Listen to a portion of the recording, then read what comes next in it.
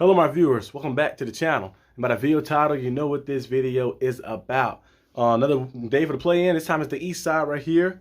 And I'm doing like I did yesterday. I'm doing the first part after the first game, and then I'm going to do the second part, the second game, just merge them together.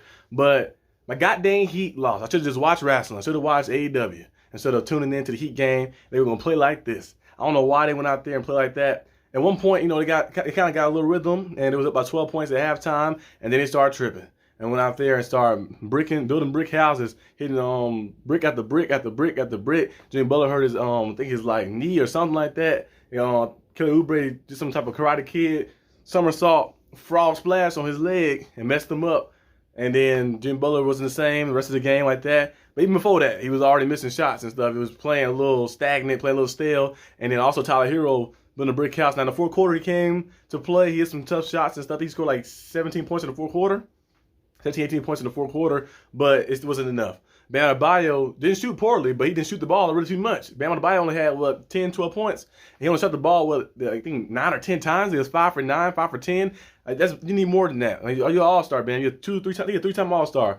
I think a three-time all-star player, amazing player. Two-way player. You need to score the ball way more, be more aggressive. Jaime Jaquez, I like the way he played. He played aggressive. When Joel Embiid was on him and other people was on him, he attacked them. Joel Embiid was crippled, so he went out there and tapped him. He kept playing and played aggressive. We see Haywood Highsmith hustling. We see Delon Wright hustling. A lot of the guys who may not have the superstar names was hustling and playing, but some of our star players was not hustling. I know we were missing Terry Rozier. He was out, but you gotta still come with it. Niggas Batum. Batum only averaged 3.5 points a game. 3.5 points a game. But today he scored 20 plus points. Went out there, he was a flamethrower, hitting 3 after 3. They kept leaving him open, and sometimes he hit a little side step on him and hit a shot and stuff. Now the foul calls got a little iffy on both sides a little bit at certain points. Like the referees just let them play. We see people get hit in the head. I think Tyrese Maxey got hit in the head with the elbow. I was like, that's a foul right there. But hey, they didn't call it. And then Tyler Hero got fouled a few times. We were to push over the line and stuff. They didn't call it either. So like they would come and let them play and stuff. I knew the game gonna be scrappy and gritty and tough and low scoring, but I thought the Heat would be able to pull it out. But we always want to do everything the hard way. Everything will be tough all the time. Just like last year. We got blown out by the Atlanta Hawks in the play-in game, and we beat the Bulls in the for the last spot to get in the playoffs. And we had to play the first seed. Now it turned out well for us, but this time we got to play. You know, if we do win this play-in game against whether the Hawks or the Bulls, I'm gonna do a review after. And I'm gonna come back on this video, as you guys know that I did yesterday.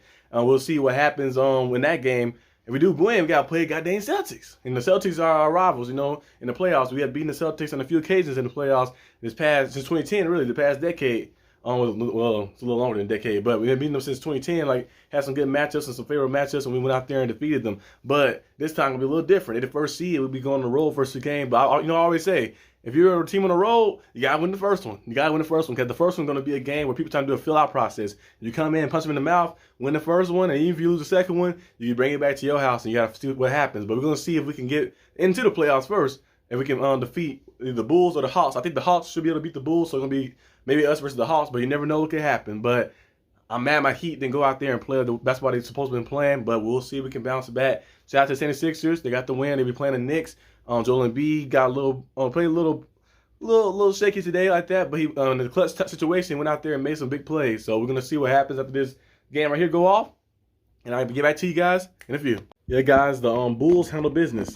Now at halftime, the Hawks kept it close at halftime, but at the halftime, the Bulls just handle business. And when you have like 4 or 5, I think 4 players and with 20 plus points, you have Kobe White, you have can never say his name, Dushanu, DeRozan, Vucevic, all 20 plus points, and you have like 6 double-digit scores.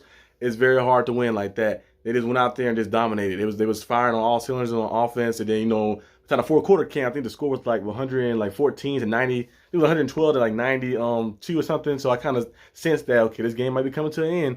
And then, hey, the Hawks kind of ran out of gas. Trae Young was undefeated in, of course, play-in games, 3-0. I think Trae Young might be on the way out, like I mentioned before. I think Trae Young is probably headed to San Antonio, maybe the Heat. You never know what could happen, but I think he's heading somewhere like that on the way out. We'll see what happens. My Heat, speaking of the Heat, Jimmy Butler was supposed to get an MRI scan. They said they think it's an MCL injury, but they don't know for certain until they see. They say if it's an MCL injury, he could be out indefinitely. So that's even worse for us. So we could get beat down by the Bulls on Friday. I think we can beat the Bulls without Jimmy.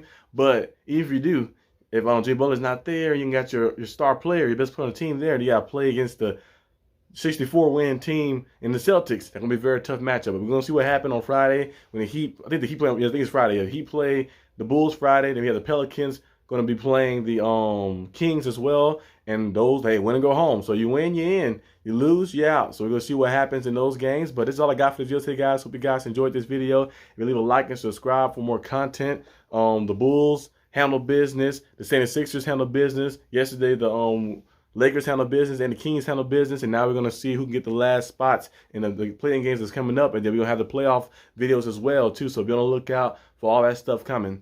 But peace out.